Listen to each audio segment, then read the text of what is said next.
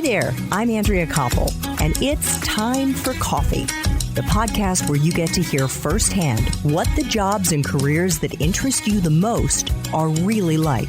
Hey there, Java junkies. Welcome to another K-Cup mini episode of Time for Coffee. By the way, K-Cups come in 3 sizes, single, double, and triple shots, or roughly 1 minute, 5 minutes, or 10 minutes in length. So if you don't have time to throw back an entire caffeinated career conversation, these K-Cup mini episodes of T4C can give you a quick caffeinated fix, whether you're on the go or you only have a few minutes to binge. So grab your mug and take a chug, because it's time for a caffeinated career double shot K-Cup with my guest, Justin Welsh. In the Espresso Shots episode that we just recorded, and check out show notes to see if Justin's Espresso Shots episode has already dropped if you want to learn more about how to break into this industry. You mentioned that the entry-level position that our young listeners should be looking out for when they're scanning job boards or looking at company websites is SDR, which stands for Sales Development Representative.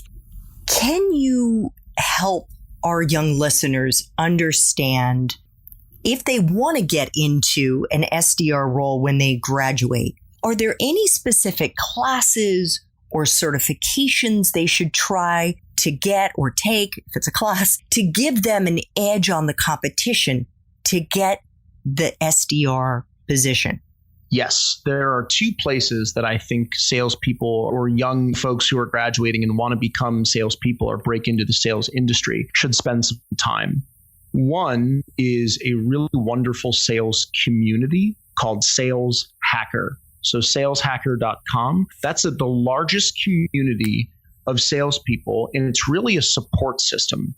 It's resources, it's education, it's webinars, podcasts, blogs, and it's all free of charge. So I would highly recommend they go and they check out saleshacker.com. I have no affiliation other than the fact that I think it's a great place to spend time. That's number 1. Number 2, I would highly recommend getting a part-time job in college in the office for fundraising. So one thing that I did was when I went to Ohio State and I graduated in 2003. And from 2001 to 2002, 2 years, I did fundraising for the campus. And the reason that that's so relevant to selling is because you're calling people on the phone and you're asking them to commit money to the university. And that's hard.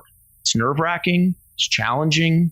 You get hung up on a lot, but it builds that muscle where you keep going and you keep striving to hit your number, hit your fundraising goal. So spend some time on saleshacker.com. I would land maybe even if it's 1 hour a week, get some experience making cold phone calls, and that will serve you well as you transition into your first sales development representative role. Oh, what fantastic advice, Justin. Another guest I had on the show very, very early is somebody who eventually went and became an executive vice president in the marketing space of Sony Entertainment.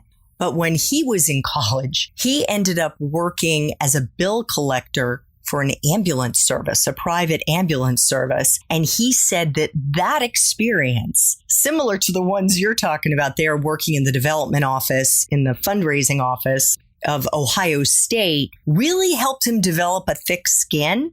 And oh my goodness, if you can get people to give money to their college, if you can get people to pay their ambulance bill, you can sure sell a software that you know can improve the business functions of customers or other businesses, and just a great way to put on some training wheels and try it out. Definitely. Justin, do you think that our young listeners would be better served looking for a startup in the SaaS space or going maybe a more established, successful company route like a Dropbox or a Netflix? Yeah, I don't know that there's necessarily a quote unquote right answer to that question, but here's how I might think about it. Companies like Dropbox that are well established are very, very, very different than companies that are early in their life cycle, for lack of a better description. The Dropboxes of the world are going to have formalized training, great resources, marketing materials that you can use. They're going to have everything that a big company has. Whereas that really early stage startup is going to be scrappy. It's going to be really smart young men and women. It's going to be less resources. So less resources than those companies, less support than those companies. But here's how I think about it.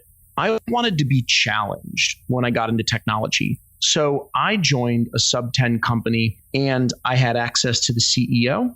I got to learn how to be scrappy and creative. I got to work with the product and development and engineering folks. I got to work with the marketing team, the customer success team. I liked that. So that personally for me was where I started. And today, Andrea, it's actually where I still play. For me, I don't like when the business is mostly figured out. I like to figure it out. And so I think that what your listeners should do is ask themselves, am I a builder? Someone who wants to go into a company and help them learn what the right thing to do is? Or am I an optimizer? Somebody who wants to join a company that's well established and help them get slightly better. And so I think that's a personal question. I just prefer the former. Thanks for tuning in to this K-Cup mini episode of Time for Coffee. If you want to listen to our entire caffeinated career conversation, please check out the show notes for this episode. Thanks so much for listening to Time for Coffee, where the professionals in the jobs that most interest you always have time to grab coffee 24/7, no matter where you live. I have one quick favor to ask you. Remember to rate, review, and subscribe to Time for Coffee. Thanks so much.